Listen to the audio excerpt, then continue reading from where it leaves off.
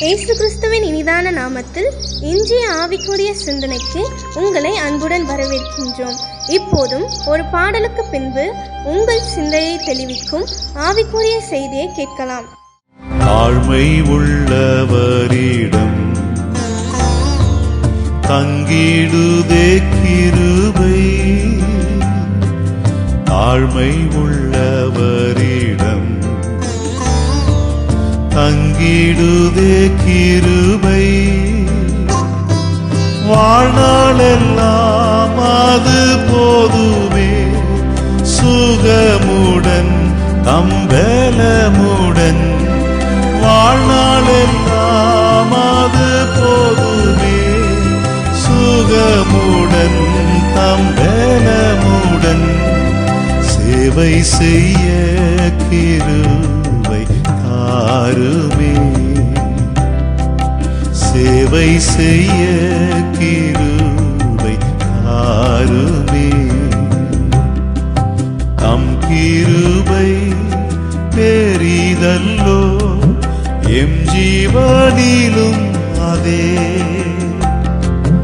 இம்மட்டும் காத்ததுவே,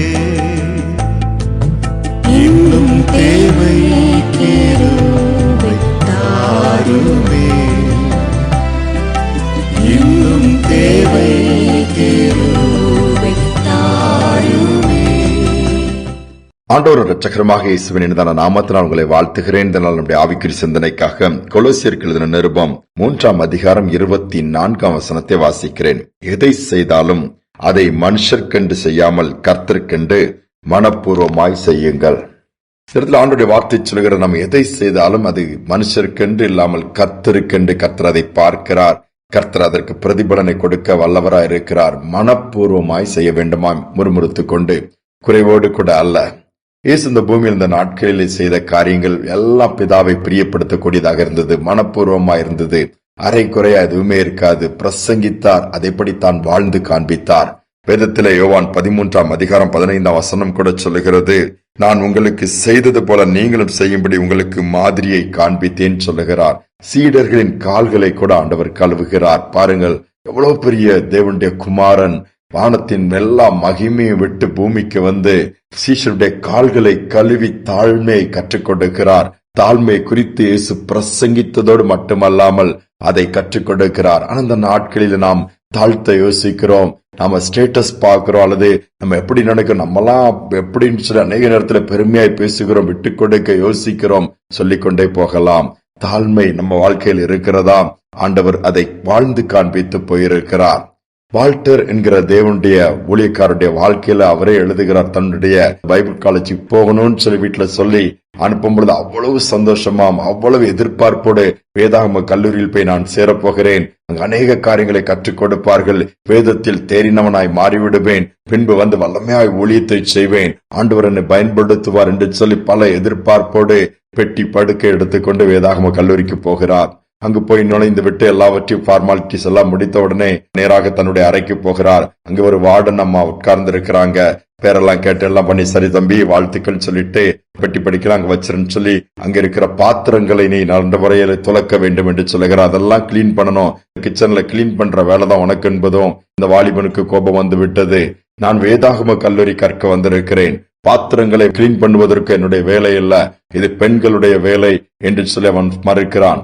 இந்த வேலையை தான்ப்பா செய்யணும், இதெல்லாம் என்னால் செய்ய முடியாது, வேற உனக்கு இங்க வேலை கிடையாதுன்னு சொல்லுகிறார்கள்.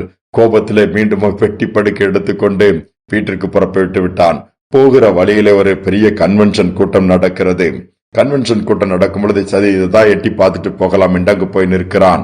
அந்த ஊழியக்காரர் வல்லமையாய் பிரசங்கித்துக் கொண்டிருக்கும் பொழுது ஒரு வார்த்தை வருகிறது, முரட்டாட்டமுள்ள வாலிபனே, எவ்வளவு நாட்கள் தான் இப்படி கடின இருதயத்தோடு கூட இருப்பாய், உன்னை தாழ்த்து கர்த்தர் பக்கம் திரும்பி எதை செய்தால் ஆண்டவருக்கு சேர்ந்த வார்த்தை வல்லமையா வரும்பொழுது உள்ளம் உடைகிறது. கர்த்தர் பக்கமாய் திருப்பப்படுகிறான். உடனே ஆண்டவரே என்னை மன்னியும் சொல்லி மீண்டும் வேதாகம கல்லூரிக்கு போய் அந்த அம்மாட்ட மன்னிப்பு கேட்டு, நீங்க எந்த வேலை கொடுத்தாலும் நான் செய்யறேன்னு சொல்லிட்டு ஆரம்பிக்கிறார்.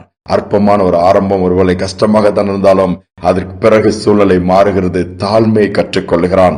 அந்த வார்டனமாவும் சொன்னாங்களாம், ஊழியத்துல ஃபர்ஸ்ட் நீ கற்றுக்கொள்ள வேண்டியது தாழ்மைப்பா. பெருமை வந்துருச்சுன்னா பரலோக ராஜ்யத்துக்கே போக முடியாது. நீ பல ஊழியங்களை செய்யலாம், பல அற்புதங்களை செய்யலாம், பல அதிசயங்களை நடப்பிக்கலாம், பலரை சுகமாக்கலாம், தீர்க்க தரிசனம் சொல்லலாம். பெருமை என்று வந்துட்டாலே போதும். வானத்திலிருந்து லூசிபர் என்கிற அந்த தூதர்கள் தள்ளப்பட்டதே பெருமையினால் தான். நேபுகாத் நேச்சார் விழுந்ததே பெருமையினால் தான். அது மட்டும் இருக்கக்கூடாது. அதனால்தான் இதை கற்றுக் கொடுக்கிறோம், தாழ்மை என்று சொன்னார்களாம். அவன் அன்போடு ஏற்றுக்கொண்டு படிப்பை முடித்துவிட்டு ஆண்டவருக்காய் மகிமையாய் பலத்த காரியங்களை செய்தாராம். ஏன் நாமும் இதிலிருந்து கற்றுக்கொள்கிறது என்ன? எந்த இடத்திலும் எப்படிப்பட்ட சூழலிலும் நம்மை தாழ்த்துவதற்கு வருத்தப்படவே கூடாது. ஏதானும் சரி, ஆண்டவர் பார்க்கிறார், பிரதிபலனை கொடுப்பார் என்று சொல்லி மனப்பூர்வமா ஆண்டவருக்கு செய்வோம். நிச்சயமாகவே கர்த்தர் காரியங்கள் எல்லாவற்றையும் நமக்கு நன்மைக்கு ஏதுவாய் மாற்றி கொடுப்பார். இயேசுதான் நமக்கு முன்மாதிரி.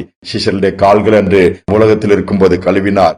இன்று தனது இரத்தத்தினால் நம்முடைய பாவங்களை கழுவுகிறார். அந்த இயேசு இன்று நம்மோடு கூட இருக்கிறார். ஜெபிப்போம். எங்கள் அன்பின் தகப்பனே, நீ தாழ்மையின் ரூபம் எடுத்தீங்கப்பா, தாழ்த்துனீங்கப்பா. இன்னைக்கு எங்களிடத்தில் எதிர்பார்க்கிறது தாழ்மைதான். தன்னைத்தான் தாழ்த்துகிற எவனும் உயர்த்தப்படுவான் வார்த்தை சொல்லுகிறது. அநேக நேரத்தில் எங்களுடைய பலத்தை சார்ந்து கொள்ளுகிறோம், எங்களுடைய அறிவை சார்ந்து கொள்ளுகிறோம், எங்களுடைய படிப்பை சார்ந்து கொள்ளுகிறோம், எங்களுடைய அந்தஸ்தை குறித்து, வேலையை குறித்து, உயர்வை குறித்து, இருக்கிற பவரை குறித்து பெருமையாய் பேசிவிடுகிறோம். மன்னியும் அப்பா, இந்த நாளில் எங்களை முழுவதுமாய் தாழ்த்துகிறோம். மற்றவர்களை நாங்கள் மட்டமாக அற்பமா எண்ணுகிற அந்த சிந்தையெல்லாம் எடுத்து விட்டு, நான் தான் பெர்ஃபெக்ட், மற்றவங்க எல்லாம் சரியில்லைன்னு சொல்லுகிற அந்த எல்லா வார்த்தைகளை அப்புறப்படுத்தி விட்டு, நாங்கள் எதை செய்தாலும் நமக்கு மனப்பூர்வமாய் செய்து உம்மை உயர்த்த, எங்களை தாழ்த்த முன்மாதிரியாய் வாழ்ந்து நீர் காண்பித்திருக்கிற அதே நாங்கள் பின்பற்ற எங்களுக்கு கிருபை பாராட்டும். அதனால் ஒவ்வொருவருக்கும் வேண்டிய தாழ்மை கொடுப்பீராக. இது நிமித்தமாய் உயர்வை கொடுத்து உயர்த்துவீராக. துதி கனமை ஏற்றுக்கொள்ளும் இயேசுவின் நாமத்தில் வேண்டிக் கொள்கிற நல்ல பிதாவே, ஆமேன், ஆமேன். இயேசுவே தன்னை தாழ்த்தினார், ஏன் நம்மை தாழ்த்தக்கூடாது? தாழ்த்தி அதை செய்தல் ஆண்டவருக்கு மனப்பூர்வமாய் செய்வோம். சீடர்களின் கால்களை கழுவின தேவன் தமது ரத்தத்தினால் நம்மையும் கழுவி சுத்திகரித்து தொடர்ந்து உயர்த்துவார். சிந்தனையோடு நாளை தொடருவோம். மீண்டுமாய் நாளை தினம் சந்திப்போம்.